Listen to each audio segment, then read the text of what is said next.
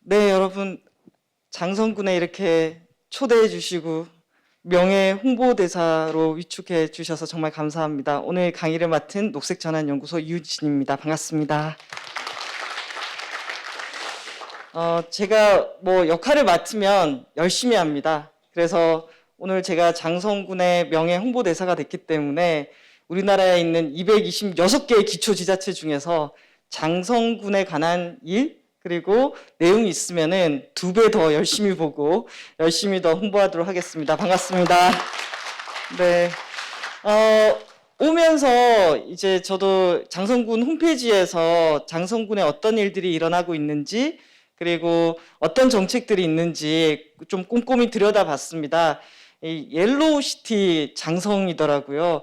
딱 그 옐로우라는 색깔을 듣고 나니까 황금 들판이 떠올랐습니다. 와, 풍요롭다, 넉넉하다, 좀 마음이 편안해진다 이런 느낌이 들었거든요. 그래서 우리의 농촌과 지역이 넉넉하고 평화로웠으면 좋겠다라는 생각으로 왔습니다.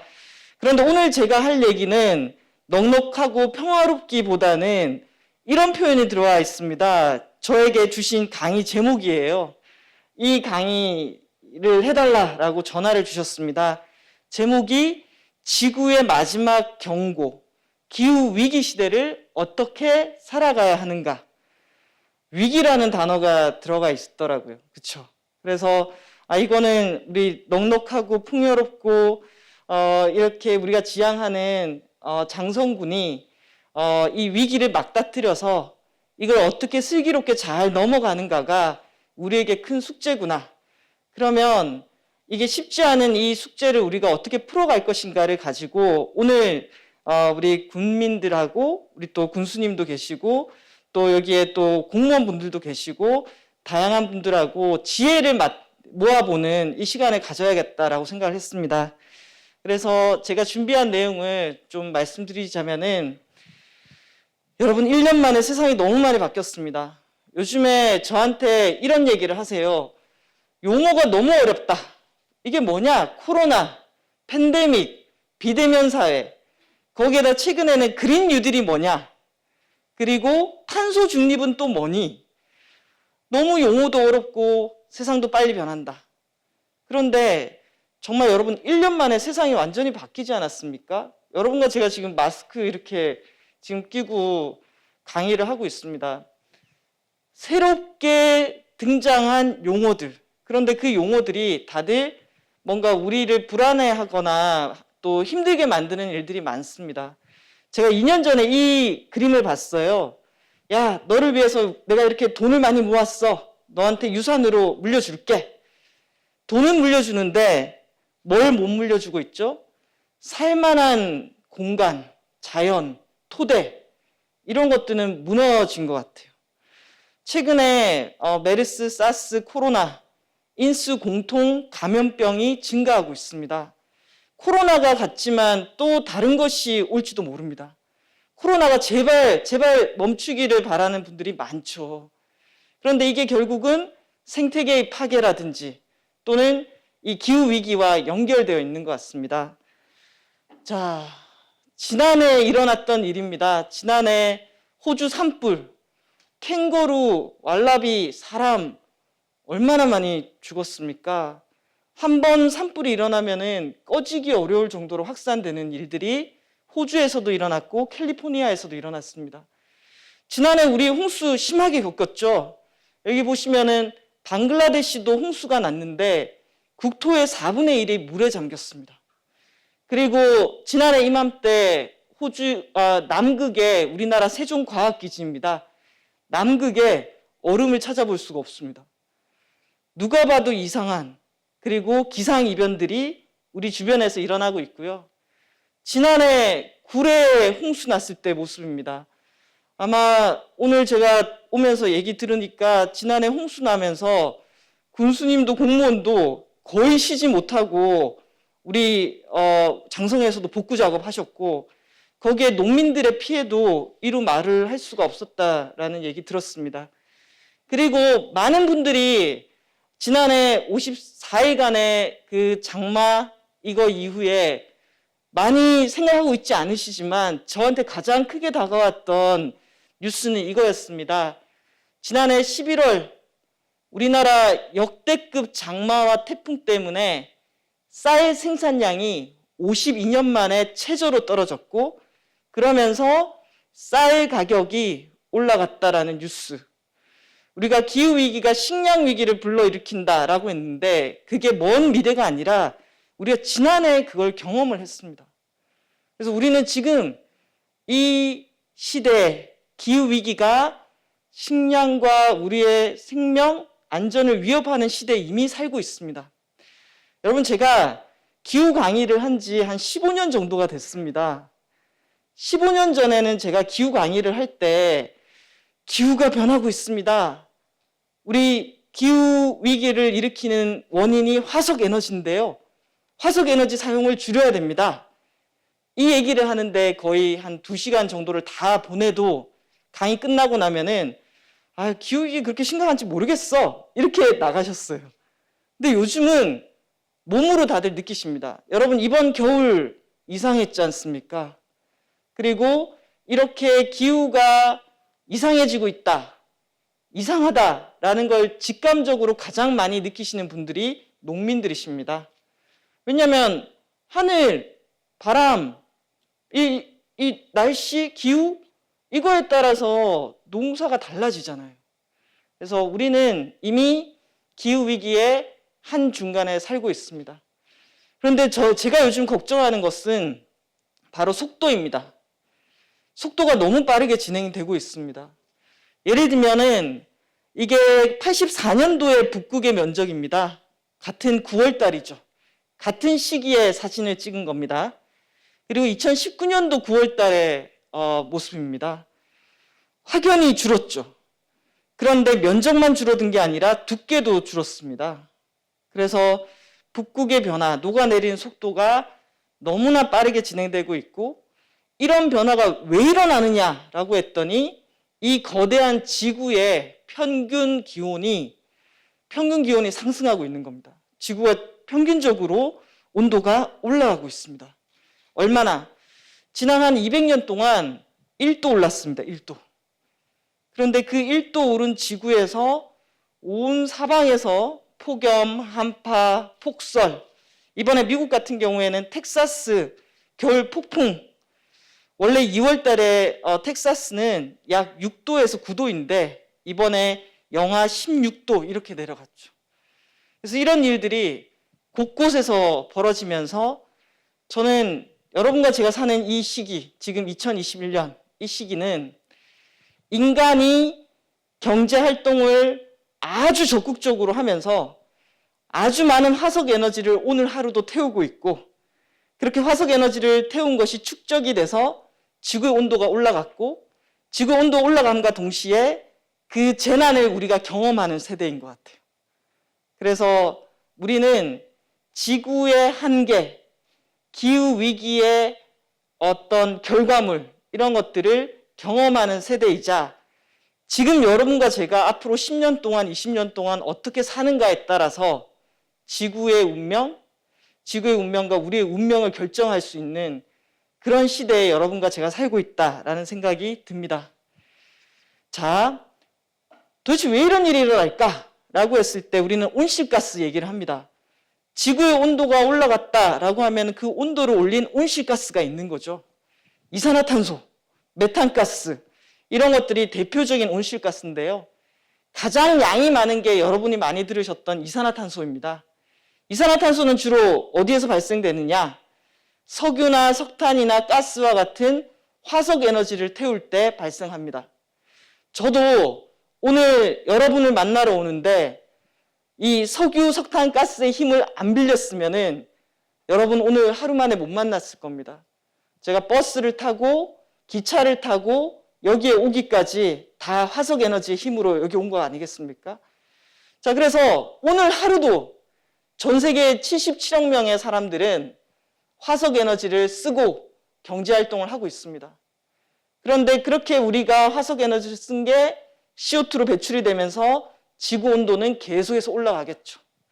자, 이 그래프는 1800년도부터 시작해서 지금까지 인류가 에너지를 얼마나 쓰고 있고 어떤 에너지를 쓰고 있는지를 보여주고 있습니다.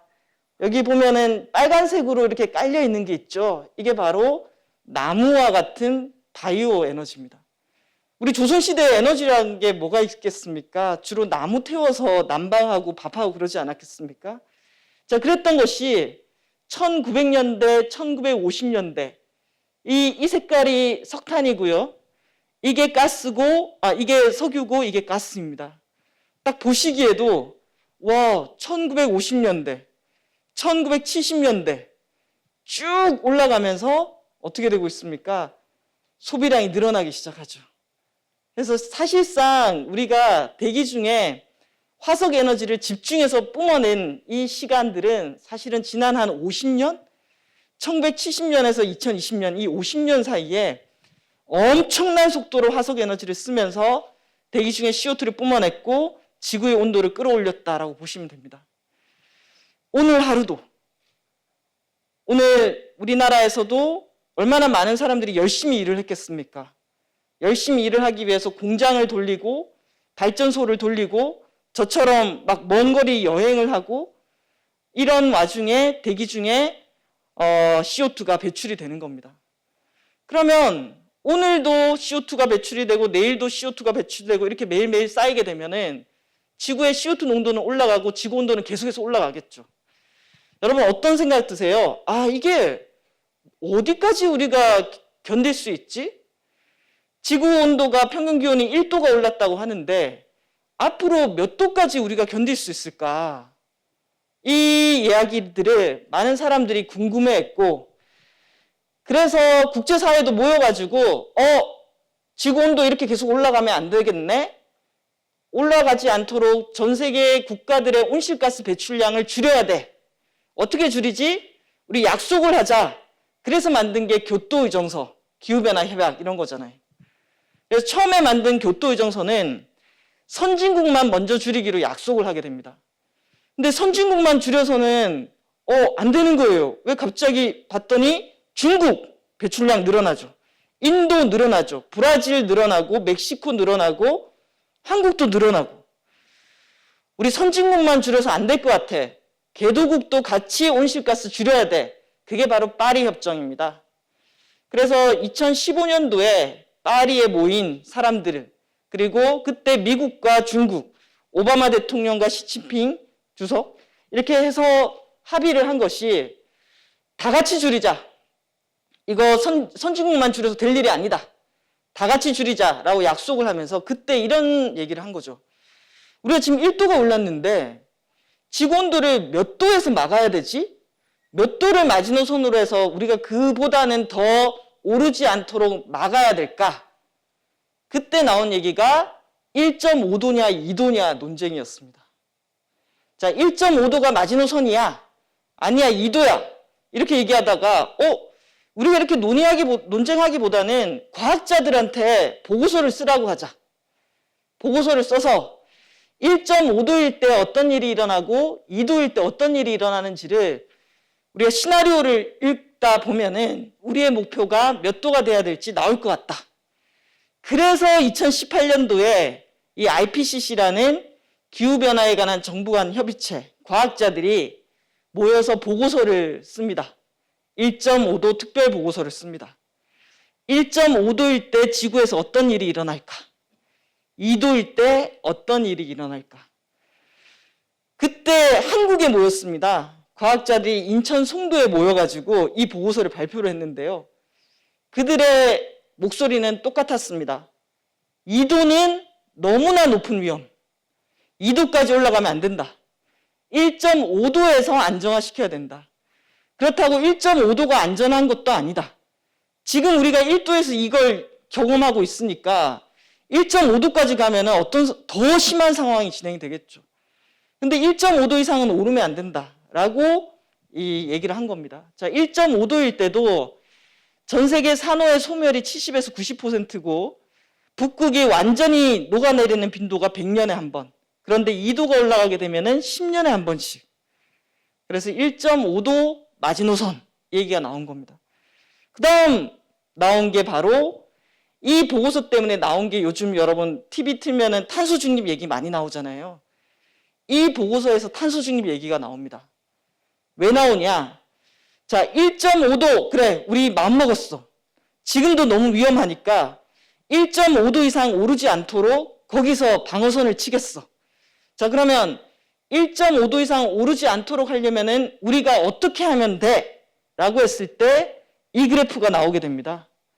저도 깜짝 놀랐습니다, 여러분. 이 그래프 보고. 이게 뭐냐면은 전 세계 온실가스 배출량의 추이입니다. 1980년대 늘어났죠. 2020년대 쭉쭉 올라갔습니다. 그런데 우리가 1.5도, 그건 지킬게. 우리가 1.5도까지는 안 올릴게. 그 이상 오르면 너무 위험해. 자, 1.5도 안 올리게 하려면은 우리가 배출량을 어떻게 줄여야 되느냐? 이렇게 줄여야 됩니다. 이렇게 줄여야 됩니다. 배출량을. 그래서 2050년에는 넷 제로, 탄소 중립, 거의 배출하지 않는 상태, 순 배출 제로, 이게 탄소 중립입니다. 그래서 이 배출량을 완전히 줄인 상태에서 그래도 CO2가 배출됐다. 그러면 나무가 그나마 흡수한 이만큼도 나무가 흡수해서 플러스 마이너스 제로로 만들어버리는 것을 탄소 중립이라고 얘기합니다. 처음에 이 그래프를 보고 저도 그러면 2050년에 탄소 중립이라는 거는 거의 배출하지 않는 상태를 말하는 거고, 이걸 거의 배출하지 않는다는 거는 석유, 석탄, 가스 안 쓴다는 얘기거든요. 거의 안 쓴다는 얘기입니다. 그 얘기는 2050년에 앞으로 30년 뒤입니다. 30년 뒤에 우리나라의 석탄 발전소가 다 문을 닫아야 되는 거고, 지금 여러분 이동하면서 석유로 달리는 자동차 타고 계시잖아요. 2050년에는 석유로 달리는 자동차가 거의 사라져야 되는 거고, 석유로 달리는 자동차가 사라진다는 거는 우리 농사 지을 때 농기계도 많이 쓰잖아요. 그 농기계 경유로 가지 않습니까? 그럼 농기계도 바뀌어야 되는 거고, 그리고 주유소가 사라지겠죠. 그리고 여러분이 세금 주유할 때마다 그거 세금으로 많이 내잖아요. 거의 화석에너지를 안 쓰는 사회라고 한다는 거는 우리나라의 화석에너지를 쓰면서 걷어들였던 세금 체계도 제로로 수렴한다라는 것을 의미합니다. 엄청난 거 아니겠어요? 근데 이 엄청난 선언을 지난해 대통령께서 하셨어요. 그래서 이 그래프가 이걸 그대로 가지고 온 한국 버전입니다. 자, 우리나라 배출량 늘어나고 있습니다. 왜 늘어나겠습니까? 에너지 소비량이 늘어나니까요. 그래서 90년대 우리나라가 에너지를 사용하면서 그리고 건물, 수송, 농업 이 분야에서 통틀어서 배출하던 양이 이 정도가 됩니다. 3억 톤이 안 됐어요. 90년대. 그러던 것이 2017년도에는 7억 톤 가까이 올라갑니다. 중간에 한번 살짝 꺾인 때가 있죠. 이때가 어디였을까요? 이때가 IMF 왔을 때입니다. 이때 문 닫는 공장들 늘어나면서 충격받아가지고 배출량이 좀 줄어들었다가 쭉 올라가서 가장 최근에는 7억 200만 톤을 우리가 대기 중에 1년에 뿜어내고 있습니다. 자, 이걸 어떻게 해야 된다고요? 이걸 2050년에 제로로 만들어야 됩니다. 엄청난 변화 아니겠습니까? 엄청난 변화입니다. 그리고 지금 여기 하얀색으로 되어 있죠. 자, 이거는 아직 우리가 발전 부분, 그러니까 전기를 생산할 때 어떻게 해야 되지? 그리고 산업은 어떻게 하지? 산업계 에너지 많이 쓰는데, 온실가스 많이 뿜어내는데, 수송 분야 어떻게 하지? 건물 어떻게 하지? 농업 분야 어떻게 하지? 아직 그림이 그려져 있지 않은 상태입니다. 왜냐? 지난해 우리가 선언을 했거든요. 자, 그러면 올해 어떻게 될까요? 이렇게 하얗게 되어 있는 부분을 우리가 그림을 그리는 해가 바로 2021년이다라는 얘기를 드리고 싶습니다. 이 얘기는 저도 제가 이렇게 강의를 하지만 강의를 하면서 이 그래프를 볼 때마다 와, 이거 정말 우리가 해낼 수 있을까? 이걸 하려면은 도대체 얼마나 많은 노력과 변화가 우리에게 다가오는 걸까? 앞으로 30년입니다. 30년 안에. 자, 그런데 우리나라만 이런 것이 아니었습니다. 우리나라만 이런 것이 아니라 한국의 탄소 중립 선언, 그리고 우리보다 더 빨리 탄소 중립을 선언한 곳이 바로 유럽입니다. 유럽은 2019년도에 탄소 중립을 선언했습니다. 그리고 바이든 대통령이 올해 취임하면서 미국도 탄소 중립 간다라고 발표를 했습니다. 뿐만 아니라 전 세계에서 온실가스 배출량 1위 국가인 중국도, 일본도 탄소 중립한다고 가고 있습니다. 자, 이 얘기는 여러분, 저는 이제 세계를 둘러싼 판이 바뀌고 있다.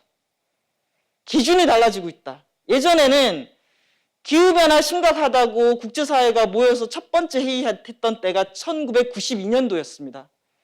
92년도면 지금으로부터 몇 년 전이죠? 거의 30년 전에 이 문제가 심각하다고 모여가지고 회의를 했습니다. 그 회의만 30년째 한 거죠. 30년째 하는 그 시간 동안 우리가 온실가스를 줄였냐? 못 줄였습니다. 계속 늘어났죠. 계속 늘어나니까 전 세계 곳곳에서 이 기후위기로 인한 피해는 어떻게 됐습니까? 더 늘어났죠. 그런데 그 기후위기가 심해지고 지난해 코로나를 겪으면서 야, 이거 진짜 큰일 났다. 이제 진짜 해야 된다. 그런 합의가 이루어진 것 같습니다. 그래서 아까 이 그래프, 저는 오늘 여러분께서 이게 우리가 기후위기 대응해야 된다는 정도가 그냥 열심히 실천하는 정도가 아니라 저런 사회를 만들어야 되는 거구나 라고 여러분께 메시지가 갔다면은 저는 그것으로 오늘 강의는 의미가 있었다라고 생각합니다. 이거는 개인의 실천을 넘어서는 국가와 우리의 경제, 사회, 에너지 시스템을 다 바꾸는 일이다. 이 얘기를 드리고 싶고요. 그러면서 오늘부터 여러분께서 제 강의 끝나고 난 다음에 탄소 국경 조정이라는 저 단어를 검색으로 한번 쳐보시면 좋을 것 같아요. 저 탄소 국경 조정이 우리나라로 하여금 탄소 중립 선언을 만들게 했던 중요한 키워드라고 할 수가 있습니다. 자, 탄소 국경 조정은 뭐냐? 유럽연합은 교토 의정서 때부터 시작해서 온실가스를 줄이기 시작했습니다. 그러면서 전 세계에서 가장 먼저 우리 탄소 중립할게 라고 선언을 했죠. 그런데 유럽연합은 이런 고민과 얘기를 하기 시작했습니다. 야, 2050년 탄소 중립은 누구든 얘기할 수 있다. 앞으로 30년 뒤의 목표이기 때문에. 근데 우리한테는 30년 뒤의 목표가 아니라 지금부터 시작해서 10년 동안 무엇을 할 것인가가 중요하고, 그랬을 때 유럽연합은 온실가스를 90년 대비 40% 줄이기로 했는데 이걸로는 1.5도 절대 안 된다. 그래서 2030년에 온실가스를 줄이는 목표를 더 끌어올리게 됩니다. 40% 줄이던 것을 55%로 더 줄이겠다라고 합의를 하게 됩니다. 자, 그러면 온실가스 목표를 더 끌어올리게 되면은 유럽에 있는 시멘트, 철강, 각종 기업들이 이런 얘기 하지 않겠어요? 아니, 우리는 온실가스 줄이면서 물건을 만드는데 다른 나라들은 온실가스 상관없이 물건을 만들기 때문에 우리 물건의 경쟁력이 떨어져서 결국 온실가스는 줄이는데 우리 산업은 망하게 된다. 이렇게 되면은 안 되지. 뭔가 다른 대책이 필요해. 라고 한 게 탄소 국경 조정입니다. 이게 뭐냐면은 유럽에서 만든 이 물건이 있고 똑같은 물건이 한국에서 만들어져서 유럽으로 수입이 될 때 유럽은 온실가스를 열심히 줄이면서 물건을 만들었고 우리나라는 온실가스를 안 줄이면서 물건을 만들었기 때문에 이 물건을 만들 때 배출된 온실가스에 대해서 비용을 부과하는 겁니다. 관세를 매기든 비용을 부과해서 유럽의 온실가스를 덜 배출하고 만든 물건의 경쟁력을 그대로 유지하게 만드는 것. 이게 바로 탄소 국경 조정입니다. 그래서 유럽연합은 멀지는 않았습니다. 2021년 6월 달까지 탄소 국경 조정을 어떻게 할지에 대해서 계획을 수립하고 2023년부터는 도입할 예정입니다. 자, 그러면 여러분 물건 만들 때 이 물건 만들 때 탄소가 얼마나 배출이 됐어? 라고 묻는다면은 뭐가 가장 큰 영향을 미칠까요? 물건을 만들 때 배출되는 탄소의 량, 이 물건을 만들 때 어떤 에너지를 썼는가가 영향을 미치겠죠. 자, 이 물건 만들 때 석탄 발전소 많이 돌렸어요? 아니면 이 물건 만들 때 태양광으로 만들었어요? 가스 발전 돌렸어요? 이렇게 묻는 거죠. 자, 그래서 이제는 재생 가능 에너지로 물건을 만들지 않으면은 수출이라든지 통상이 어려워지는 시대로 진입하게 됐습니다. 그게 바로 탄소 통상 시대입니다. 그동안 우리는 값싸게 물건을 만들어서 저렴하게 만들어서 또 질은 좋아야 되잖아요. 값만 싸면 안 되지 않습니까? 값싸고 질 좋은 물건을 만들어서 수출로 먹고 사는 경제였는데 그거에 있어서 우리가 경쟁력을 갖고 있었는데 어느 날 갑자기 질문을 하기 시작해요. 이 물건 만들 때 어떤 에너지로 만들었어요? 이 물건 만들 때 탄소 발자국, 탄소 얼마나 배출했어요? 라고 묻기 시작하는 거죠.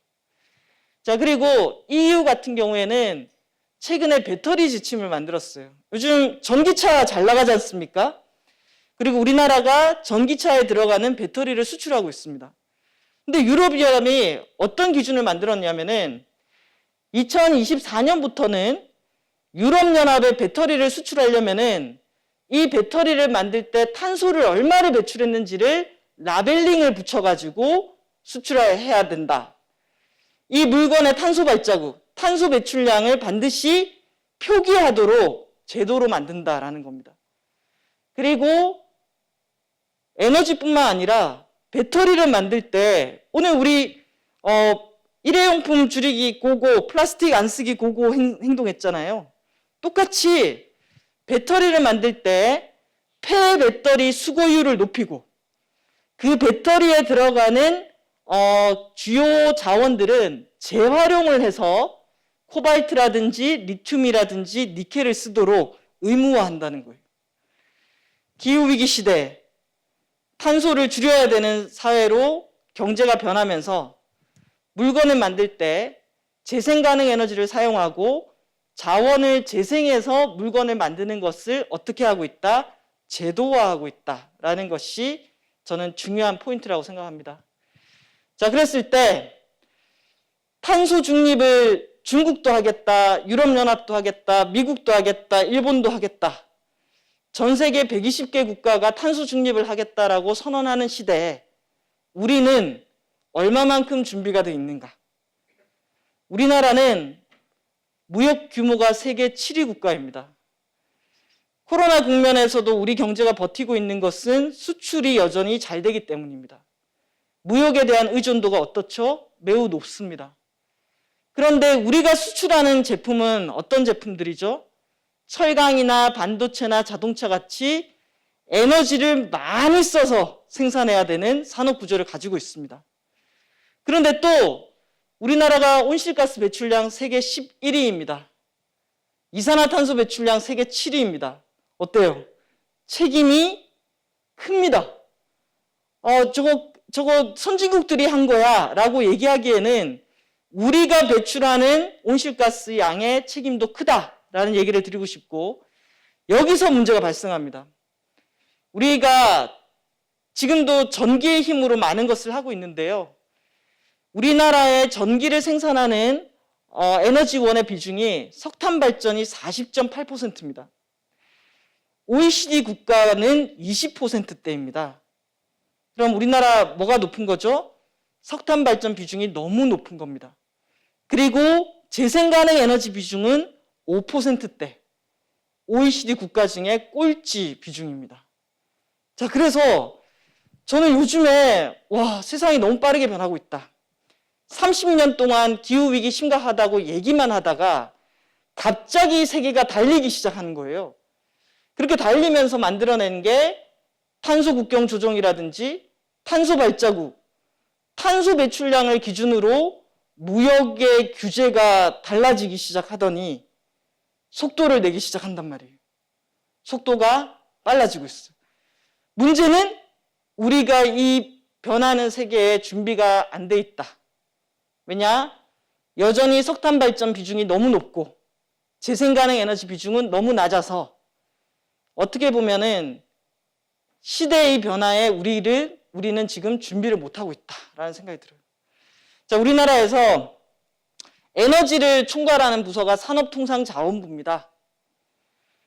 산업통상자원부는 그동안 정책이 이랬습니다. 우리 수출해야 된다. 수출해야 되니까 수출하려면은 가장 기반이 되는 게 값싼 에너지의 풍부한 공급. 값싼 에너지의 풍부한 공급을 위해서 에너지원의 단가가 낮은 원전과 석탄 발전소를 중심으로 전기 만들어서 공급하는 방식으로 정책을 펼쳐왔습니다. 근데 한 2년 사이에 세상이 변했어요. 세상이 변해서 어떤 세상이 바뀌었냐면은 재생가능 에너지로 만들어낸 전기를 우리한테 주면 그 전기로 탄소 발자국이 낮은 제품을 만들어서 팔아야 돼 라는 세상으로 바뀐 거예요. 요즘 아리백이라고 여러분 리뉴어블 100% 전 세계 190개 여러분이 알만한 세계의 기업들이 기업 활동을 할 때부터 100% 재생가능 에너지를 조달해서 물건을 생산하겠다라고 얘기하고 있습니다. 대표적인 게 애플입니다. 애플이 아리백을 하니까 SK 하이닉스 반도체 우리 아리백 했어. 우리는 100% 재생가능 에너지로 만든 전화기를 팔거나 이렇게 할 거야. 그러니 우리랑 거래하고 싶으면 SK도 재생가능 에너지로 물건을 만들어줘. 이렇게 요구가 되고 있어요. 그래서 이제 세계는 어떤 에너지로 기후위기에 영향을 미치지 않는 에너지로 물건을 만들어야 되는 시대로 바뀌고 있다라는 얘기를 드리고 싶고요. 그래서 저는 오늘 우리 모두가 한국 사회가 특히 서서히 물이 끓고 그 안에 개구리가 있으면 개구리가 가만히 있다가 삼키잖아요. 그런 개구리가 아니라 문제가 있다라는 걸 인식하고 일단 줄여야겠네. 온실가스 배출량 줄이고 줄이는 것만으로 안 되네. 이미 지구의 평균 기온은 1도가 올랐네. 홍수가 발생할 수도 있고 이번 여름에 폭염이 발생할 수도 있고 또 재난이 닥칠 수가 있네. 어떻게 해야지? 적응해야지. 그래서 얼마나 상황이 심각하게 돌아가고 있다는 것을 깨닫는 것부터 시작해서 온실가스를 줄이기 위해서 노력하는 것, 그리고 다가오는 재난에 대비해서 적응 시스템을 갖추는 것, 이걸 빨리 우리가 해야 된다라는 얘기를 드리고 싶습니다. 그래서 제가 이렇게 썼습니다. 불편하지만 직면해야 될 질문들. 너무 힘든 질문들이에요. 제가 오늘 여러분께 좀 더 불편한 얘기를 할지도 몰라요. 그런데 우리가 답하지 않으면 안 되는 질문들입니다. 첫 번째, 탄소 중립 사회로 가려면은 석탄 발전소 모두 문 닫아야 됩니다. 그리고 에너지 효율 높이고 재생가능 에너지 늘려야 됩니다. 건물 리모델링해서 건물 자체가 에너지를 덜 쓰도록 만들어야 됩니다. 그리고 시멘트, 플라스틱, 철강, 엄청나게 에너지 많이 쓰면서 탄소 많이 쓰는 산업들 준비해야 됩니다. 전기차 늘려야 되는 거 맞지만 동시에 공공교통도 확대해야 됩니다. 그리고 선박과 항공은 어떻게 할 건지, 산림 파괴를 중단하고 농촌을 살리고 토양을 회복해야 합니다. 그리고 버려지는 식품 폐기물 없도록 줄여야 되고요. 또 채식 위주의 식당, 육식보다는 채식으로. 자, 이런 것들을 진짜 우리가 1.5도에서 생존하려면 결정해야 됩니다. 그런데 여러분, 이런 질문들, 내연기관 차량 판매 금지 언제 할 거냐? 석탄 발전소 언제 문 닫을 거냐? 이런 질문들 편하십니까? 얼마나 부담스럽고 불편한 질문들입니까? 그렇죠? 그런데 이런 질문들을 우리가 답을 해야 되는 거죠. 플라스틱 줄이기 위해서 개인적인 실천을 넘어서 기업들이 플라스틱 자체, 일회용품을 그리고 과대 포장을 하지 않도록 하는 규제, 이런 것들 해야 되고요. 채식인들도 우리 사회에서 마음 편히 어디 가든 식사를 할 수 있어야 됩니다. 그리고 어떤 일자리 만들어내죠? 그런데 또 일자리 만들어내는 분야도 있지만 없어지는 일자리도 있습니다. 어떻게 해야 되죠? 거기에 앞으로 지금 이런 위기 시대를 우리가 살아간다 그러면은 초등학생, 중학생, 고등학생 어떻게 교육을 가르쳐야 될까요? 세금 제도가 바뀌게 됩니다. 에너지 요금, 지금의 전기 요금 이대로 괜찮을까요? 저는 우리 앞에 그동안 그거 안 돼, 그거 얘기하면 사람들 싫어해. 그거 너무 불편한 질문이야. 이렇게 했던 질문들을 우리가 도망 다니고 안 하면 안 할수록 나중에 부담해야 될 비용들이 너무나 커진다라는 얘기를 드리고 싶습니다. 생각해보면 지금은 여러분께서 저를 초청해서 기후위기 강연을 들으시지만 2년 전만 하더라도 우리나라 초미의 관심사는 미세먼지 때문이었습니다. 미세먼지. 그래서 미세먼지 문제를 해결하기 위해서 반기문 위원장님을 모시고 국가기후환경회의라는 걸 만들었습니다. 근데 봤더니 미세먼지도 뭔가 태웠을 때 만들어내는 거고 미세먼지의 원인하고 기후위기를 일으키는 원인하고 너무나 비슷한 거예요. 그래서 지난해 국가기후환경회의가 중장기 국민정책을 제안했습니다. 근데 이 정책은 그냥 전문가들이 만든 게 아니라 여러분처럼 500명의 우리나라 시민들이 모여가지고 열심히 공부하고 토론을 해가지고 결정을 했어요. 그 중에 두 가지를 말씀을 드리냐면은 하나는 이대로 가면은 그냥 방치하면 안 되기 때문에 우리나라도 2035년 또는 40년부터는 내연기관 차량이 아니라 친환경 차량만 팔아야 된다. 이런 결정을 500명의 시민들이 함께 해주셨고요. 석탄발전소 제로 시점. 석탄발전소 우리나라 60개가 있는데 이걸 다 문 닫는 시점을 2040년 이전에 검토해야 된다라고 얘기했습니다. 2040년이면 얼마죠? 20년밖에 안 남았죠. 그래서 우리도 이런 논의를 지금 하고 있다라는 거고요. 그리고 이미 시대가 너무나 빠르게 변하기 시작한 게 전기차 시대로 진입하면서 이 대구에 있는 한 기업입니다. 전통적인 내연기관에 들어가던 타이밍 벨트를 납품하던 회사였는데 지분을 미국이 가지고 있었어요. 근데 여기 흑자, 심지어 흑자가 나는 기업인데 이제 이 산업에는 미래가 없다 그러면서 공장이 폐쇄가 됐습니다. 자, 내연기관 자동차에서 전기차로 바뀌게 되면 우리나라에 내연기관 생산 기업들이 있고 그 기업들과 연계된 작은 기업들이 있는데 거기에 일자리가 어떻게 되겠습니까? 이걸 대비하지 않고 준비하지 않으면은 사람들이 실업으로 내몰리겠죠. 그리고 이 관련한 기업들이 위치해 있는 지자체들이 있을 겁니다. 이 준비가 생각보다 저는 빠르게 진행될 수가 있기 때문에 준비해야 된다. 그리고 우리나라에도 지금 우리나라 226개 기초지자체 중에서 가장 많은 석탄발전소가 위치한 지역이 있습니다. 바로 충청남도의 당진입니다. 당진. 당진에 우리나라 석탄발전소 60개 중에 10개가 당진에 있습니다. 그래서 2017년도 12월 달에 자, 우리 전기를 생산해야 되니까 발전소를 어디에 어떻게 짓지 논의를 할 때 원래는 당진에 석탄발전소 2개가 더 들어가기로 돼 있었습니다. 그때 당진 시장님이 우리 지금도 10개인데 또 들어오는 거는 도저히 안 된다. 그러면서 광화문에서 일주일 동안 단식 농성을 했어요. 더 이상 당진의 석탄발전소는 그만. 우리에게 너무 큰 고통을 주고 있다. 그렇게 해서 당진 시가 강력하게 반대를 하면서 원래 지어지려고 했던 당진 에코파워가 가스발전으로 바뀌면서 지금 이 부지, 이 석탄발전소 지으려고 했던 부지는 태양광으로 바뀌었습니다. 근데 그때 똑같이 삼척 같은 경우에는 삼척에 석탄발전소 지어야 되겠습니다. 된다라고 포스코가 밀어붙이고 삼척 안에서도 그닥 반대가 없으면서 지어졌습니다. 지금 짓고 있습니다.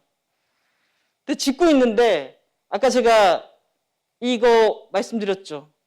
기후 문제가 너무 심해지고 국제사회가 석탄발전소를 멈춰야 된다라고 압박을 하니까 우리 안에서도 어떤 얘기가 나오죠? 한국도 석탄발전소를 2040년 안에는 멈춰야 된다라는 얘기를 하고 있습니다. 그런데 지금 어떻게 하고 있죠? 짓고 있어요. 그러다 보니까 이 석탄발전소는 완공이 되면 15년도 못 가동하고 멈춰야 될지도 모릅니다. 그리고 최근에는 금융권들이 석탄발전소에 투자하는 것은 좌초자산, 수익을 거둘 수 없기 때문에 석탄발전소 짓는데 돈을 투자하지 않겠다라고 얘기하고 있습니다. 자, 이게 여러분 2년 사이에 일어난 일이에요. 2년 사이에 당진은 석탄발전소에서 빠졌고 삼척은 계속 추진했는데 2년 사이에 민심도 바뀌고 세계도 바뀌고 금융권도 변했다라는 겁니다. 자, 그래서 저는 말씀드리고 싶은 게 지금 우리가 어떤 선택을 하는가가 너무나 중요하다. 예전과 같은 낡은 선택이 아니라 변화를 선택해야 될 때다라는 얘기를 드리고 싶고요. 그러면서 지난해 우리나라도 2020년 선언을 하게 됩니다. 지난해 코로나 국면에 한국판 뉴딜, 우리 장성도 지금 뉴딜 준비하고 계시잖아요. 한국판 뉴딜, 코로나 이후에 우리의 경제와 일자리는 어떻게 갈 것이냐라는 것을 기준으로 해서 한국판 뉴딜을 만들었고 거기에 그린 선도국가, 탄소 중립을 위해서 그린 뉴딜을 하겠다라고 우리가 발표를 했습니다. 그리고 거기에 따라서 임대주택 리모델링, 그린 리모델링, 그리고 재생가능 에너지 늘리는 거, 그리고 전기차, 수소차 보급하는 거 뭔가 시작은 했습니다. 아직 탄소 중립 사회로 가려면 그린 뉴딜이 많이 부족하긴 했지만 시작은 했다라는 얘기를 드리고 싶습니다. 그래서 우리가 매우 변화의 지금 중간에 와 있다라는 얘기를 드리고 싶고 지난해 우리가 탄소 중립이라는 엄청난 목표를 발표했기 때문에 그게 목표만 발표한다고 되는 게 아니잖아요. 그래서 지금 정부가 만들고 있는 것은 탄소중립위원회를 만들고 있습니다. 이 목표를 실행할 수 있는 정부의 주요한 조직으로서 탄소중립위원회 만들고 있고요. 그리고 법을 만들고 있습니다. 탄소중립 이행법을 만들고 있습니다. 그리고 2050년 로드맵, 아까 하얀색으로 비어져 있던 부분 있잖아요. 그것을 채우는 작업을 하고 있습니다. 그리고 탄소 중립에 대해서 인식하고 학습하는 시간들도 진행되고 있습니다. 자, 요게 있는 표가 지금 우리나라 정부 부처들이 다들 머리를 맞대서 회의를 하고 있습니다. 어떤 회의를 하고 있냐면은 산업부는 에너지 분야의 탄소 중립 계획, 그리고 농식품부는 탄소 중립을 위한 농식품 분야의 기후변화 대응 기본 계획, 해수부는 해양수산 분야의 기후변화 대응 계획. 그래서 각각의 부처별로 농업 부분은 어떻게 하지? 건물은 어떻게 하지? 수송 분야는 어떻게 하지? 에너지 어떻게 하지? 산업 어떻게 하지? 각각의 대책들을 수립하고 있습니다. 이건 우리나라만 이러는 게 아닙니다. 지금 전 세계적으로 2050년 탄소 중립 사회 어떻게 만들지? 이런 논의들을 많이 하고 있습니다. 자, 그리고 여기는 보시면은 지금 국회에서 논의되고 있는 탄소 중립법이 통과가 되면 이게 그거는 중앙정부의 일이고 우리 지자체하고는 상관없어가 아니라 지자체는 어떤 준비를 해야 될까요? 우리 장성구는 어떤 준비를 해야 될까요? 자, 여기 보시면은 지방의 탄소중립위원회를 만들도록 되어 있고요. 그리고 탄소중립과 그린 뉴딜을 하기 위해서 탄소중립지원센터를 만들도록 되어 있습니다. 그래서 장성군의 탄소중립은 어떻게 만들어야 될까라는 계획을 수립하고 그 계획을 실행할 수 있도록 센터를 만들고 그리고 그 센터를 돌리려면 뭐가 필요하죠? 예산이 필요합니다. 그래서 기후위기 대응 기금을 만들고 또 이걸 하기 위해서 탄소중립사회 이행 책임관, 당신은 장성군의 탄소중립을 책임지는 전담 인력입니다. 책임지세요 라고 하는 책임관 제도를 운영하도록 지금 법을 만들어가고 있다라는 얘기를 드리고 싶고, 그러면 이 법이 이렇게 통과되면 법이 어떻게 통과될지는 지금 모르겠습니다. 지금 국회에서 엄청 논의를 하고 있죠. 법이 이렇게 통과되면 우리 장성군도 거기에 맞춰가지고 대비를 해야 될 겁니다. 자, 여기까지가 이제 제가 지금 이런 준비가 되고 있습니다. 기후위기 걱정만 하는 게 아니라 뭐 탄소 중립 얘기도 나오고 탄소 중립위원회도 만들고 우리도 계획 수립하고 정부 부처도 움직이고 있습니다. 이런 얘기를 제가 여러분께 드렸고요. 우리 농촌 지역이잖아요.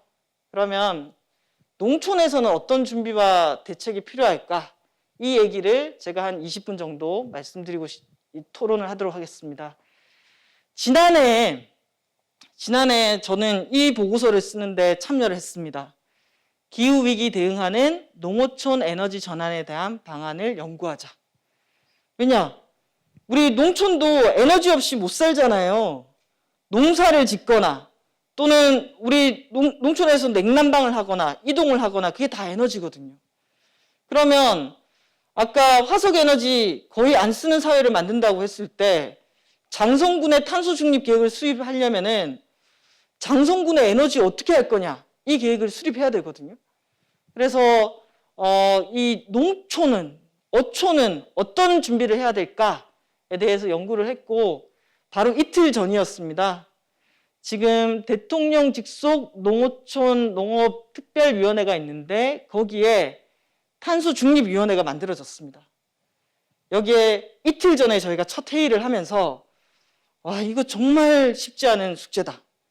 그리고 이날 저희가 첫 회의부터 토론이 됐던 게 농촌 태양광 어떻게 할 거냐. 이렇게 농촌의 환경을 파괴하면서 들어오는 태양광 어떻게 할 거냐.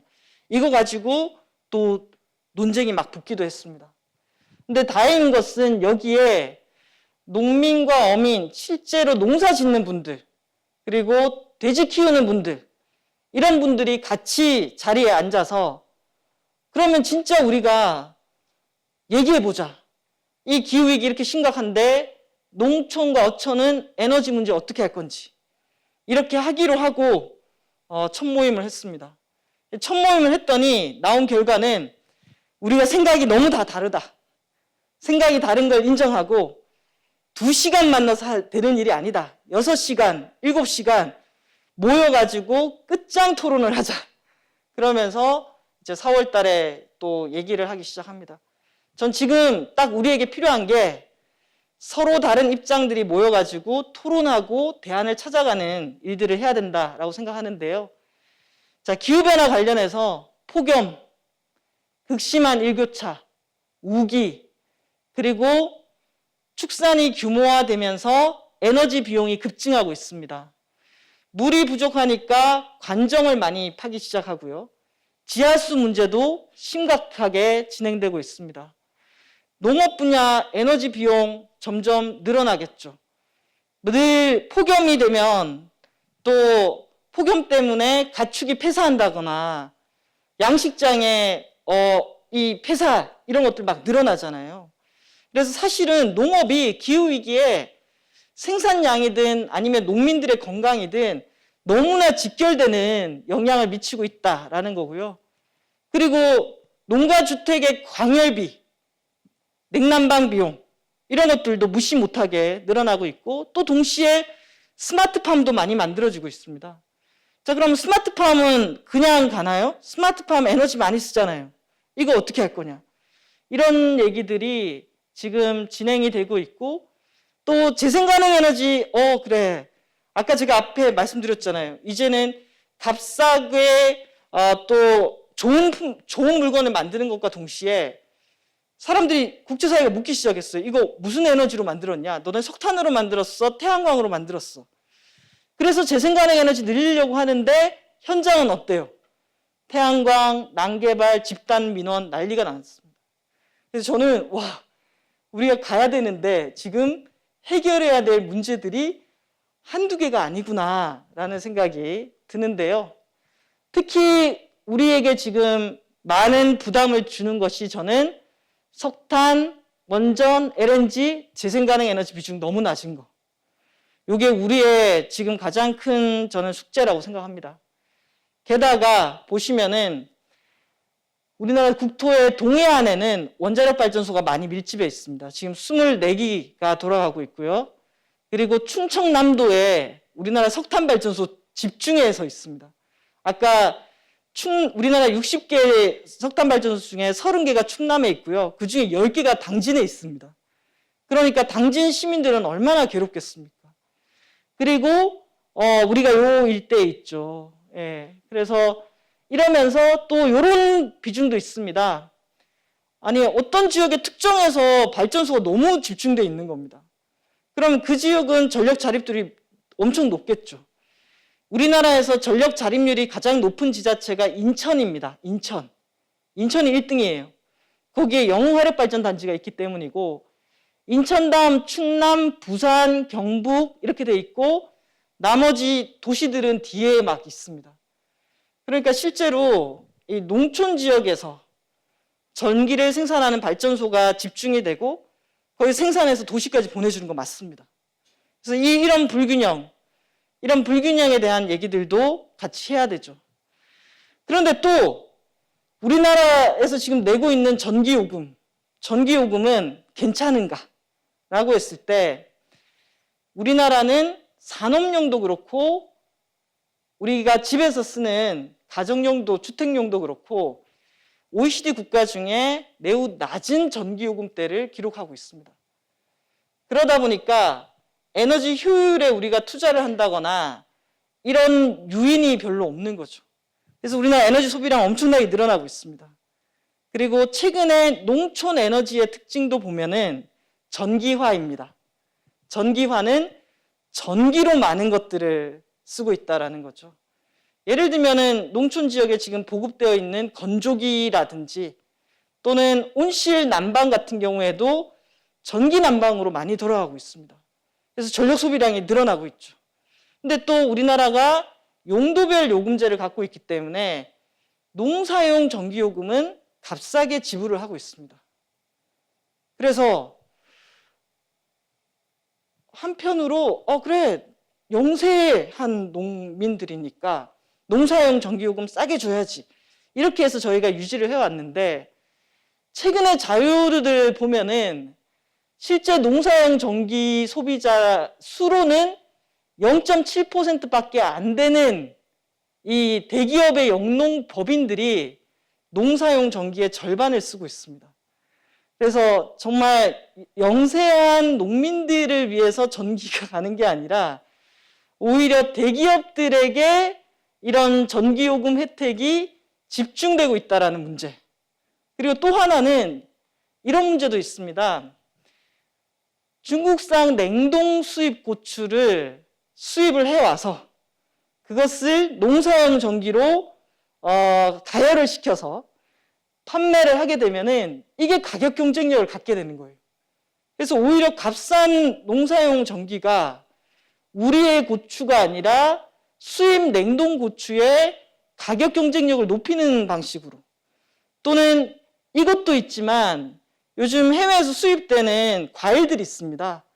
그런 과일들을 저온 냉장 보관할 수 있는 곳에서 보관을 하면서 그것도 다 전기잖아요. 그래서 오히려 출하 시기를 조율하면서 경쟁력을 갖는. 그래서 우리는 값싸게 해주고 영세 농민들을 위해서 값싼 전기요금이 너무 중요해라고 했는데 우리도 모르는 사이에 이런 변화들이 일어나고 있다라고 한다면은 좀 봐야 되지 않을까요? 그리고 그렇다고 치면은 우리는 농사를 지을 때 사실은 값싼 에너지 비용에 기반을 두고 농업을 해왔는데 질문 하나. 앞으로도 이렇게 계속 값싼 전기라든지 에너지 비용을 써도 괜찮을까? 제가 요즘에 좀 걱정하면서 자료를 찾아보고 있는 게 어떤 자료냐면요. 바이든 정부가 출범하면서 이런 명령을 내립니다. 1월 27일 날 어떤 명령을 내리냐면은 연방정부 산하에 있는 기관이 석유나 가스에 주던 연료 보조금을 폐지해라 라고 지시를 내립니다. 사실 기후위기 심각하다라고 얘기하면서 재생 가능 에너지로 늘리는 것도 중요하지만 그동안 화석 에너지에 대해서 주고 있던 이 면세 혜택이라든지 보조금 문제를 10년 이상 논의를 해왔습니다.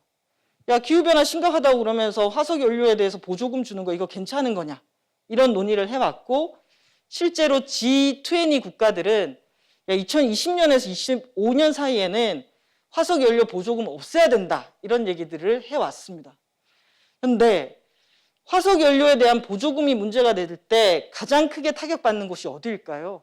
저는 농업 면세유하고 유류 보조금, 그러니까 물류하고 농어촌 분야가 가장 크게 영향을 받는다라고 생각합니다. 그래서 우리 매번 농업 면세유 같은 경우에는 지금도 국회에 법이 발의되어 있습니다. 3년 연장하자, 2년 연장하자. 그래 여러분들께서도 늘 농업용 면세유는 그건 연장되는 거 이렇게 알고 있었잖아요. 그런데 기후위기가 심각해지고 거기에 국제사회가 화석에너지 보조금을 빠른 시일 내에 없앱시다 라고 했을 때 우리는 어떤 준비를 하고 있죠? 저는 지금 이제는 대책이 필요하다라는 생각이 듭니다. 그래서 넉놓고 저기는 기후변화 대응하는구나가 아니라 지금 우리가 경험했던 이번에 장마 그리고 이 겨울에 이상한 날씨들 이런 것들이 다 지금 우리가 사용하는 에너지와 연결되어 있고 그 에너지가 지금의 전기요금이라든지 면세유하고도 연결되어 있고 그러면 이걸 그래도 우리는 안 돼. 우리는 안 될 것 같아. 그냥 쭉 이대로 그냥 가자라고 했을 때 그게 우리에게 좋은 걸까요? 그래서 저는 아까 늘 말씀드리는 게 불편하시잖아요. 이런 얘기하는 거. 불편하지만 이런 불편한 얘기를 계속 회피하고 하지 않으면 결국 문제를 더 키운다. 오히려 지금 아까 저희 이렇게 모여서 자 모여보세요. 모여가지고 우리 지금 상황이 어떻죠? 농업용 면세유 지금 연간 한 1조 2천억? 자, 이 1조 2천억 원으로 농민들만 덕을 받나요? 이렇게 농업용 면세유를 줬기 때문에 우리나라 농산물 가격을 낮췄죠. 그럼 도시민들도 같이 이득을 본 거잖아요. 자, 그러면 이제는 농업용 면세유 없으면은 좀 더 올라간 농산물 가격 도시민들 받아들이실 겁니까? 자, 그럼 이건 어떻게 해야 되는 거죠? 어떻게 앞으로 1, 2년 사이에 우리가 대책을 세워서 농민도 살면서 이 방향을 좀 틀 수가 있는 거죠? 이런 질문과 얘기를 저는 해야 된다라고 생각합니다. 그래서 요즘 이런 자료들을 저 보고 또 열심히 제가 지역을 다니다 보면 유심히 보입니다. 저기 태양광, 저기는 지붕 위에, 저기는 저렇게, 저기는 반대 플랜카드가 엄청 많이 깔렸네. 뭐 이런. 그래서 저걸 볼 때마다 이 갈등, 그런데 우리가 가야 되는 방향 어떻게 해결할 수 있을까? 근데 지금 서로의 갈등이 되게 강해졌어요. 보면은 농촌에서는 예를 들면 저는 그게 역사와 관련이 있다고 생각하거든요. 옛날에 태양열 온수기 들어와가지고 농촌에서 한번 깔았다가 또 태양열 온수기 했던 업자들이 막 사라지고 AS 안 돼가지고 한번 농촌에서 좀 골탕을 먹은 적이 있죠.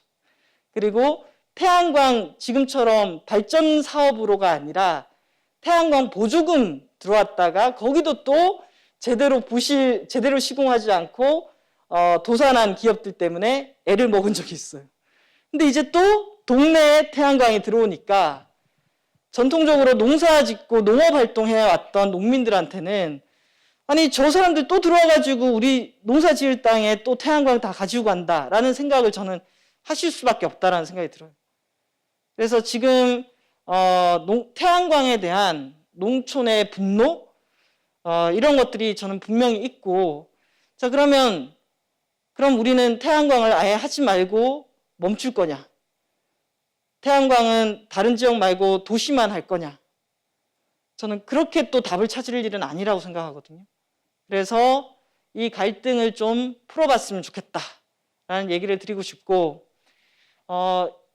지난 한 10년 전에 이명박 정부 때도 제가 열심히 쫓아다녔던 게 에너지 자립마을이었어요.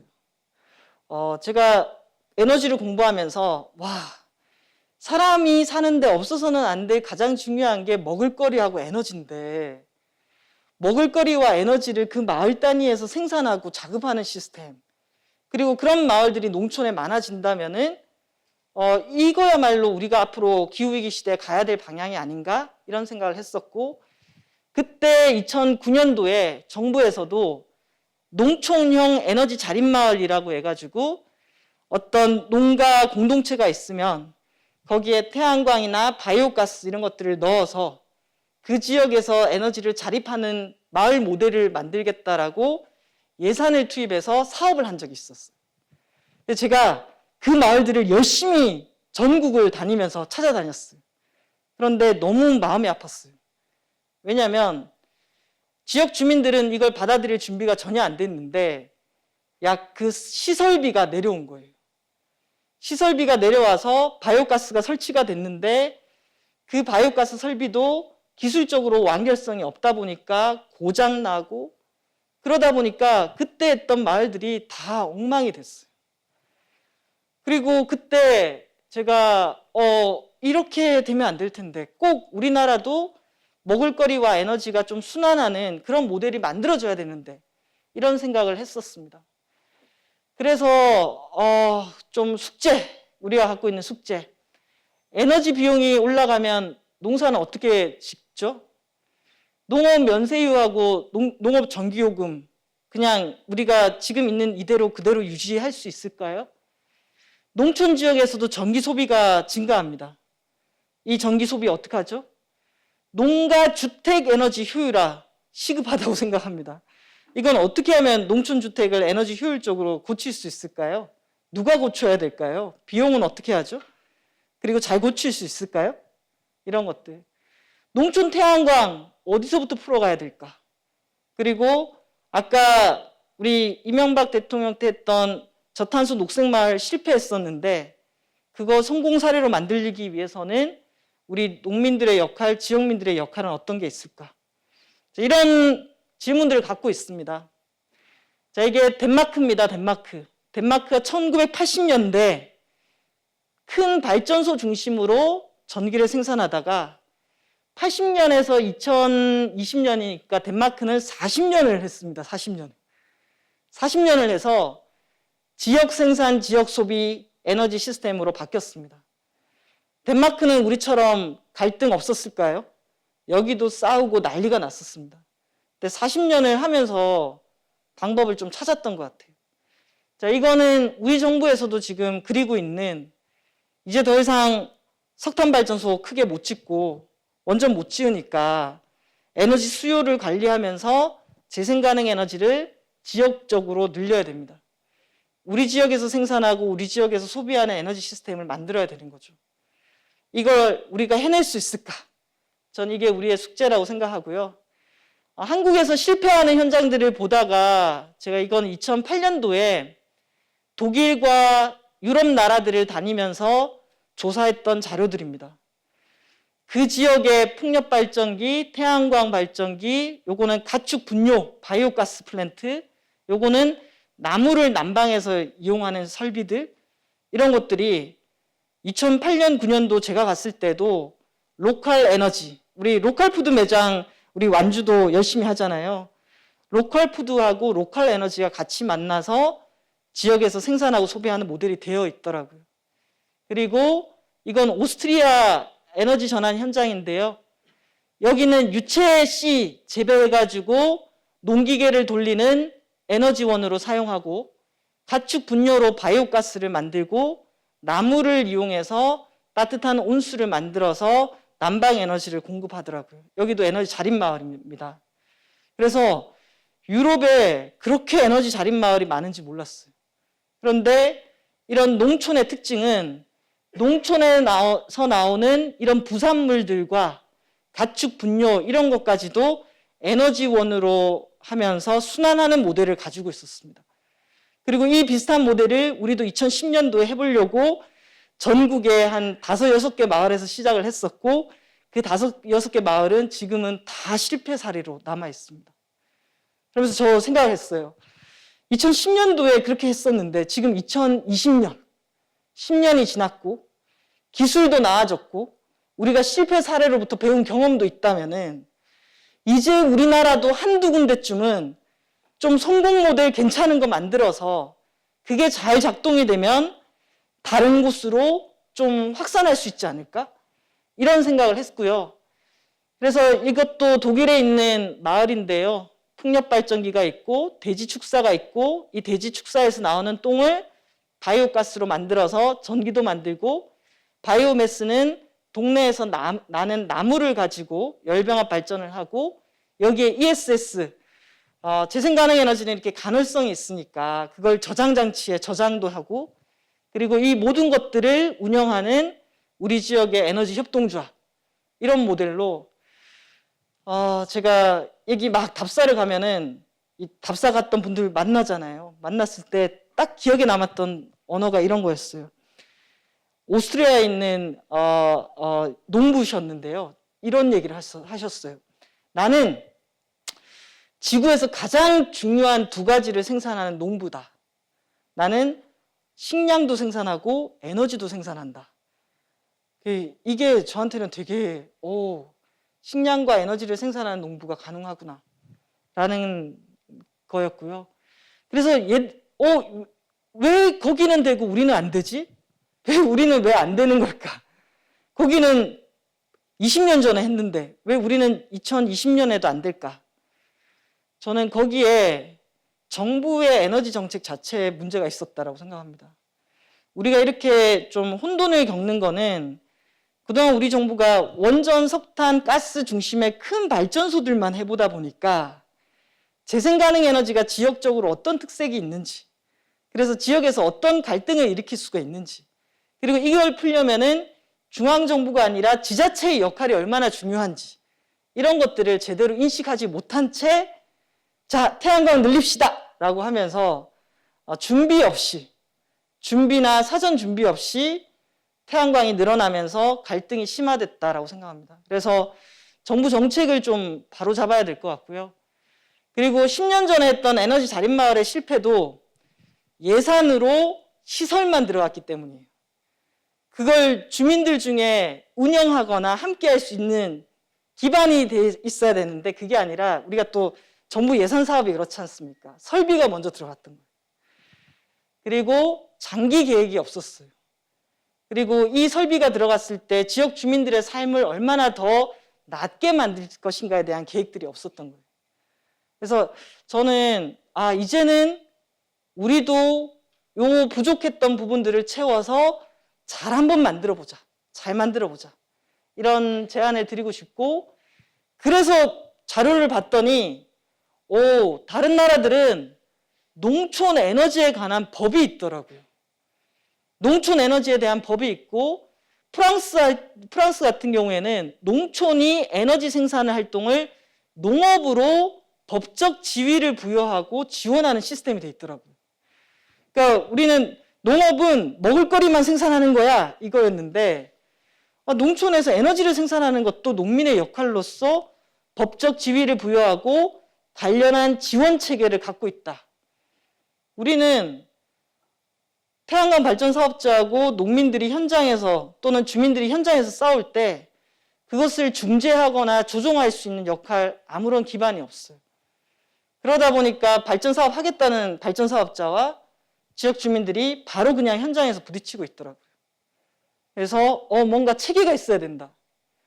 그리고 일본 농촌의 에너지 정책을 봤더니 그냥 무분별하게 들어오는 게 아니라 그 지역이 계획을 세워가지고 들어오게 돼 있더라고요. 그래서 시정촌의 농산어촌 재생가능 에너지 기본 계획이 있어서 예를 들면은 우리 지역에 우리 장성의 딱 지역에서 거기는 안 되고 여기는 좀 할만하고 이런 기준들을 지역에서 주체적으로 계획을 세워가지고 계획을 갖고 추진하는 거지 막 들어오는 게 아니었다라는 거였어요. 그래서 이런 제도를 만들어야겠다라는 생각이 들었고요. 그러면서 지난 한 2014년부터 지역 주민들과 함께 약 34가구가 2014년도에 마을과 축산이 함께하는 에너지 자립마을 비전을 만들고 2020년에는 주민들이 에너지 전환 선언서를 만들면서 태양광이라든지 집수리 단열 개선 사업이라든지 그리고 원천마을 에너지 전환 가축 분뇨를 가지고 가축 분뇨를 혐기 소화하면 메탄가스가 나오는데 그 메탄을 태워가지고 전기를 만드는 그런 마을이 지금 있습니다. 그래서 지금 홍성에 있는 원천마을에서 이런 작업들을 하고 있고 여기가 바로 분뇨 그리고 태양광 이걸 통해서 로컬 푸드라든지 원예 시설로 연결하는 모델 이 그림들을 지금 한 6년째 작업을 하고 있고 지난해 드디어 바이오가스 플랜트가 완공이 됐습니다. 그래서 이 바이오가스 플랜트 가축 분뇨 110톤을 처리할 수 있는 규모로 메탄을 포집하고 전기를 생산하는 일을 시범 작업으로 하고 있고요. 그리고 그 속에서 바이오가스 플랜트를 중심으로 여기서 나오는 에너지를 어떻게 활용하고 순환할 것인가에 대한 그림들을 그리고 있습니다.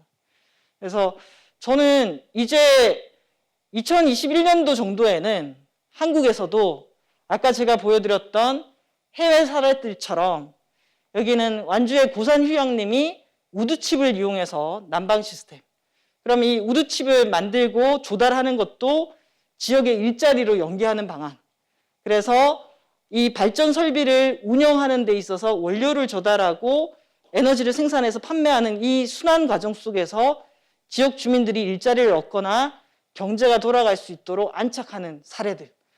저 2021년도에 이제 한국 사회에서 만들 수 있다라고 생각합니다. 그리고 그 기반이 되고 있다라는 생각이 들고요. 양평군도 지금 친환경 농업을 중심으로 한 그린 뉴딜 전략 짜고 있고 그러면서 한 2년 정도를 준비해서 양평군 에너지 협동조합을 만들었습니다. 여기도 양평군에 있는 가축 분뇨, 그리고 산림자원, 그리고 태양광 이런 것들을 엮어서 양평군 협동조합, 에너지 협동조합, 양평 군민들을 중심으로 해서 에너지 생산하는 과정에 지역민들이 주도적으로 참여하고 자원이 순환하면서도 온실가스를 줄일 수 있는 방안으로 모임을 엄청나게 하고 있고 프로젝트를 준비하고 있습니다. 그래서 저는 이런 노력들이 같이 갔으면 좋겠고요. 우리 장성도 지금 지난해 우리가 아주 중요한 아열대 작물 실증센터 설립하기로 했습니다. 예산도 땄고 이제 들어가게 될 겁니다. 그리고 장성도 농민이 잘 살고 어떻게 하면 장성에 사람들이 더 많이 올 수 있을까? 여기 우리 기농도 많이 오는 걸로 알고 있습니다. 그래서 다양한 지금 사업들을 진행하고 계시고 우리 군수님께서도 매우 열정적으로 진행하고 계십니다.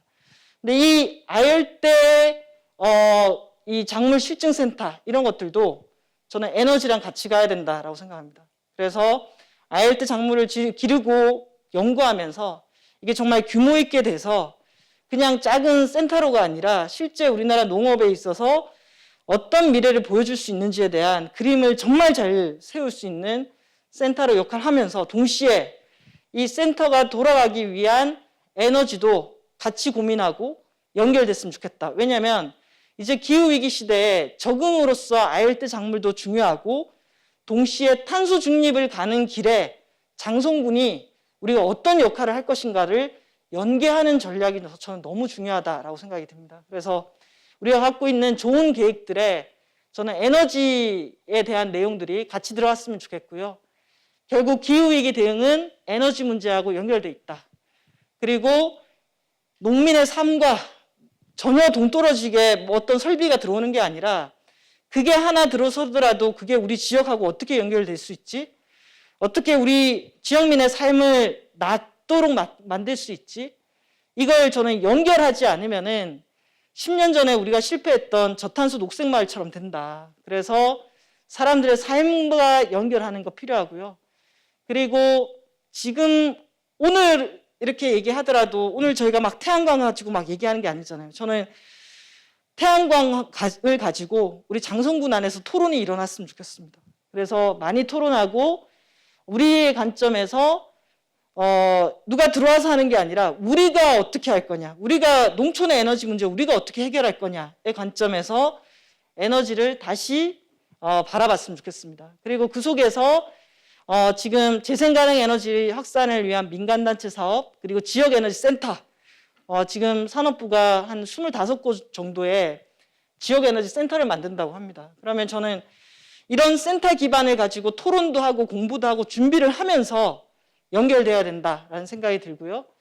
그러면서 마을 단위 마이크로 그리드 사업 같은 경우에는 아까 홍성군처럼 원천마을 같은 경우에는 실제로 그 지역에서 필요한 전력과 난방을 다 자립할 수 있는 모델로 한번 만들어보는 실증 사업을 해보려고 준비하고 있습니다. 그래서 지금은 우리가 이제 때가 되어서 할 수 있다라는 얘기를 드리고 싶고, 이건 안산에 있는 시민햇빛발전협동조합인데요. 안산에 있는 공공건물의 지붕들에게 다 태양광을 이렇게 올리고 있습니다. 그리고 이렇게 강의를 하는 저도 제가 번 돈을 열심히 저희 집에 태양광 발전기 설치하고 이런 태양광 발전을 지붕 위에 올리고 또 투자하는 일에 열심히 하고 있습니다. 그래서 기후위기 걱정된다가 아니라 기후위기가 걱정되면은 지금부터라도 내가 사용하는 전기는, 내가 사용하는 에너지는 재생가능 에너지로 생산할 수 있도록 그렇게 바꾸는 그런 행동들이 필요한 것 같습니다.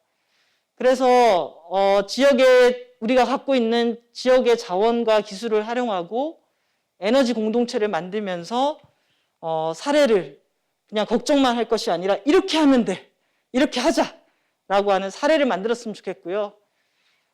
저는 제가 2050년 탄소 중립 강의를 많이 하고 다니잖아요. 그러면 그런 생각이 듭니다. 제가 40대인데 2050년이면은 30년 정도 되니까 70대. 그때 후회하지 않도록 지금 내가 어떻게 움직여야지 1.5도 탄소 중립 될까? 지금 초등학생이 2050년이면 중년이 되는데 중년이 됐을 때 너무 힘들지 않도록 하려면 어떻게 해야 될까? 그래서 지금 우리가 앞으로 지구의 온도가 4.8도 가까이 오를 건지 아니면 1.5도에서 괜찮아질 건지 이걸 결정하는 건 지금 우리더라고요. 그래서 지금 우리가 너무 중요하다. 우리가 중요하고 장성군에 계시는 지금 우리의 리더가 중요하고 여기 계시는 시민들이 중요하고 우리가 뭘 하는지에 따라서 미래의 지구의 온도가 결정된다. 는 얘기를 드리고 싶었습니다. 여러분 감사합니다.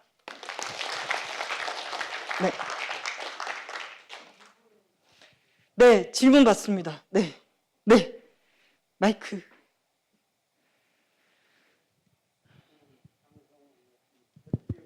네, 반갑습니다.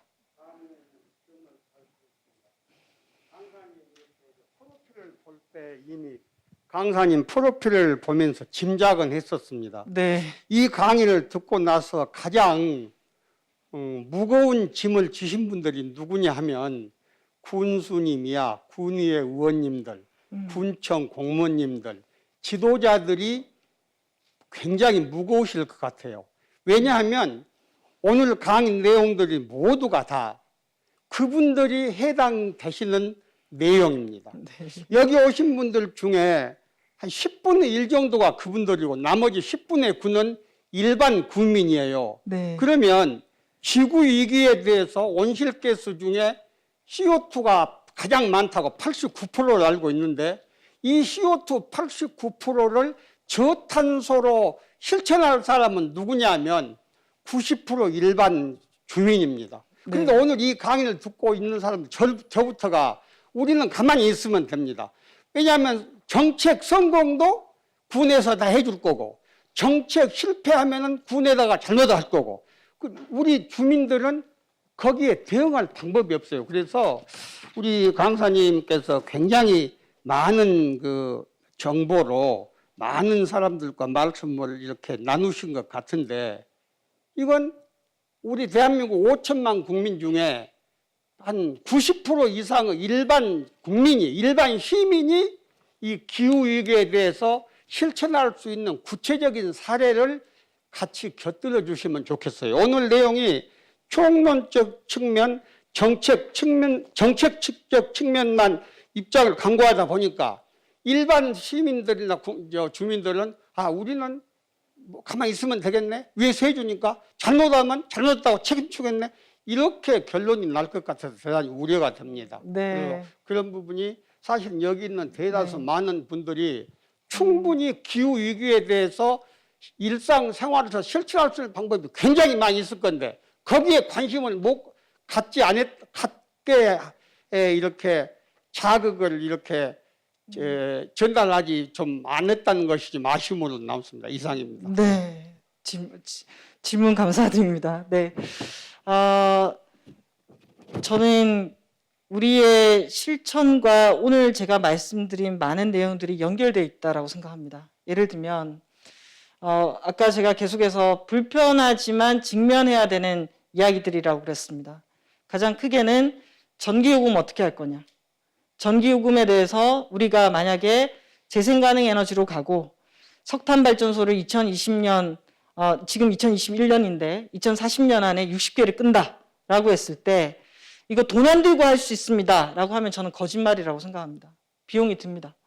그러면 그 비용을 우리가 감내를 할 거냐. 저는 이런 얘기들을 해야 된다라고 생각하거든요. 그래서 사실은 오늘 제가 말씀드렸던 면세유, 여기 농사 짓는 분들 많으실 거예요. 그러면 내가 당장 면세유로 올해 혜택 받는 게 얼만데 이게 어떻게 된다고? 이거 괜찮은 거야? 이거 뭐 다른 대책 없는 거야? 라고 하면은 이거 다 오늘 제가 말씀드렸던 게 하나하나가 다 여러분의 삶과 생활하고 저는 연결되는 이슈라고 생각하거든요. 그리고 군수님의 책임을 강조하셨지만 군수님 저희 이런 거 해야 됩니다. 저희는 준비가 돼 있습니다. 같이 합시다. 라고 국민들께서 지지를 해주셔야지 군수님이 가실 수가 있습니다. 오늘 제가 말씀드렸던 이렇게 태양광 갈등이 심한데 태양광 합시다 라고 하면은 아니에요. 우리 동네는 태양광 안 해도 됩니다. 라고 하면 못하는 거죠. 그래서 저는 사실 오늘 정말 많은 화두를 여러분께 던졌다고 생각합니다. 면세유 어떡하죠, 우리? 어떻게 하실 거죠? 라고 여러분께 묻는 게 아니라 이건 저한테도 해당되는 거기 때문에 우리 면세유 어떡하지? 농사용 전기요금 어떡하지? 농가 주택 에너지 효율 이렇게 떨어지는데 어떡하지? 태양광 갈등 이대로 방치할 건가? 우리 동네라도 태양광 하나라도 설치해서 시도해 볼까? 아열대 작물센터 만드는데 아열대 작물만 연구하면 될까? 아니면 그 아열대 작물센터에 들어가는 그 수많은 에너지들은 뭐로 공급하지? 자, 이게 다 우리 국민들의 지지와 동의 없이는 한 발짝도 나가기 어려운 거. 오히려 이게 합의가 되면 시도해 볼 수 있는 게 훨씬 더 많다라는 그런 얘기를 드리고 싶습니다. 그리고 이런 얘기 직면과 동시에 오늘 했던 개인적인 실천은 에너지 줄이고 또 플라스틱 덜 쓰고 이런 것들은 기본으로 저는 깔고 간다라고 생각하는데 요즘 제가 많이 하는 얘기는 텀블러만으로는 절대 안 되는 사회로 왔다. 그냥 개인적인 실천으로는 이 기후위기 못 막는 사회로 왔다. 그래서 더 큰 질문들에 대해서 우리가 응답하고 내가 얼마만큼 비용을 낼 거냐. 내가 얼마만큼 이런 것들을 만들어 가기 위해서 내 시간과 노력과 돈을 쓸 수 있는가. 이 질문으로 넘어갔다고 생각해요. 그래서 저는 이 한 장이 주는 게 되게 크다고 생각하거든요. 우리는 가만히 있을 테니 알아서 줄이라가 아니라 하나하나가 다 나의 결정이랑 연결되어 있다. 그리고 지도자나 리더가 뭔가 결정을 하게 만들기 위해서라도 국민들이 어떤 입장을 가지고 지지해 주는가가 중요하다. 만약에 국민들이 동의하지 않으면은 선출직이신 군수님도 하기 어렵다라는 얘기를 드리고 싶습니다. 네, 여기 똑같은 질문이에요. 실생활에서는 가장 먼저 해야 할 일은 어떤 건가요? 라고 했을 때 저는 기본적으로는 에너지 절약이나 이런 노력들 이런 것들은 기본적으로 저는 필요한데 아까 제가 마지막 장에서 말씀드렸던 거는 에너지 절약은 기본으로 깔고 가고 정말 기후위기가 걱정이 된다면은 내가 사용하는 전기를 재생가능 에너지나 태양광으로 전환하기 위한 노력. 이제는 그 정도는 해야지 기후위기에 대응한다라고 할 수 있는 상황이 됐다. 위기가 심해졌기 때문에 우리가 행동해야 되고 활동해야 되는 그 수치도 높아졌다라고 저는 생각을 합니다. 네. 네, 질문 한 분 더. 안녕하십니까. 장성군청 기계직 공무원으로서 아까 강사님께서 이야기하셨던 대목 중에 그 재생에너지 차원의 그 펠렛하고 바이오가스 건에 대해서는 재생에너지일 뿐이지 이게 탄소 배출을 줄이는 거의 방법은 아니다라고 저는 개인적으로 생각을 합니다. 네. 어차피 산소와 결합해서 이게 뭐라고 해야 될까요? 타는 과정에 나오는 CO2가 곧 탄소가 발생하는 과정이다 보니까 바이오가스하고 그 펠렛에 의한 에너지 생산은 탄소 저감하고는 좀 거리가 있지 않나 그렇게 생각을 하고 있어서 네. 말씀드렸습니다. 온실가스 종류에는 한 7가지 정도가 있습니다. 오늘 제가 말씀드렸던 이산화탄소가 가장 양이 많고 화석에너지 연소에서 나오는 거라고 할 수가 있고요. 그 외에 메탄가스라든지 아산화일지질소라든지 뭐 육불화황 이런 것들 다 온실가스에 해당이 됩니다. 특히 가축 분뇨를 혐기소화하게 되면 메탄가스가 나오는데요. 이 메탄가스도 아주 강력한 온실가스입니다. 그래서 최근에 육식보다 채식을 하는 게 기후위기 대응에 바람직하다라고 얘기하는 게 가축을 사육하는 과정에서 메탄가스가 과도하게 나오고 이 메탄은 이산화탄소보다 22배나 높은 온난화 효과를 일으키기 때문입니다. 그래서 이 바이오가스 플랜트를 사용하게 되면은 가축 분뇨를 통해서 메탄을 포집하게 되는 겁니다. 근데 이 메탄은 천연가스의 주성분입니다. 그래서 얘를 태워서 연소를 하게 되면은 에너지를 만들어낼 수 있거든요. 그래서 가축 분뇨를 바이오가스로 처리하는 방식은 온실가스를 줄이는 대표적인 방식이라고 할 수가 있습니다. 그리고 나무 같은 경우에는 논쟁이 있습니다. 나무를 기후위기 대응으로 볼 거냐. 그런데 나무는 자라는 기간 동안에 CO2를 흡수를 했고 이 흡수한 CO2를 이제 태워서 에너지원으로 활용하기 때문에 이것은 탄소 중립적인 요소가 있다라고 해서 바이오 에너지도 온난화를 방지하는 대안으로서 받아들이고 있는 상황이다라는 얘기를 드리고 싶습니다. 특히 우리나라 농업 부분에 온실가스 감축 대책을 보면은 메탄을 포집해서 바이오가스로 하는 것이 기후위기에 영향을 많이 미치는 메탄을 관리하는 방식이다라고 되어 있기 때문에 그런 관점에서 접근하시면 될 것 같습니다. 네, 오늘 너무 진지하게 잘 들어주셔서 감사드립니다. 그리고 제가 말씀드렸던 정말 2021년도에는 다양한 농촌의 부산물을 통해서 에너지를 생산하는 농업에서 식량과 에너지를 같이 생산하는 그런 접근이 시도됐으면 좋겠습니다. 그리고 이런 준비를 저는 장성이 할 수 있다라는 생각이 들고 오늘 저 홍보대사를 임명하셨으니까 저도 장성군에서 그런 계획을 하신다면은 아주 적극 돕고 지원하도록 하겠습니다. 오늘 초대해 주셔서 정말 감사합니다. 고맙습니다. 네, 오늘 의미 있는 강연을 이우진 이사님께 해주셨습니다. 다시 한번 큰 박수 부탁드리겠습니다. 네, 이상으로 제1127회 장성 아카데미를 모두 마치겠습니다. 감사합니다.